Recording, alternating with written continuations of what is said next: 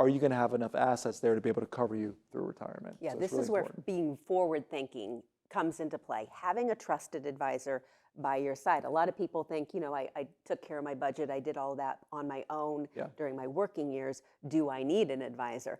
I see this conversation as a perfect example of really needing that advisor to lay out every different stage. That's right, because it's also the things that you're not thinking about or that you miss. I'll give you a story of a client.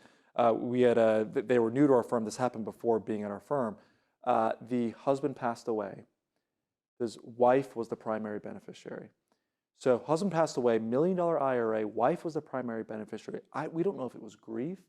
In the same week of her husband's death, wife had a heart attack, ends up passing away. Well, guess what? The wife's beneficiary was her husband. So now they had 3 kids, they had grandkids. Because the beneficiaries weren't updated, and it was a quick period of time, husband passed away, money went to the wife. Wife passed away, now those funds were tied up in probate. And there was nothing that we could do. That became a taxable event. That family owed roughly $400,000 in federal income taxes.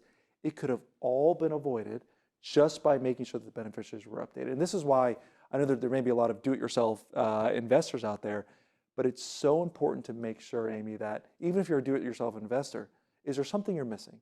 Is there something that you say, David, it'd be great to just have a second opinion on what I'm doing, just to make sure that there's not an area that I'm not seeing that I really could be making some changes, because it could impact and be a big cost to your family. That's such a good point to get across before we end our segment here. Getting that second opinion, not being afraid to reach out. If you're not feeling comfortable, especially if your spouse has passed away and you've been working with someone maybe you don't feel comfortable with, now's the time. Catch Retire Ready with David Nicholas Sunday between 11:30 and 12.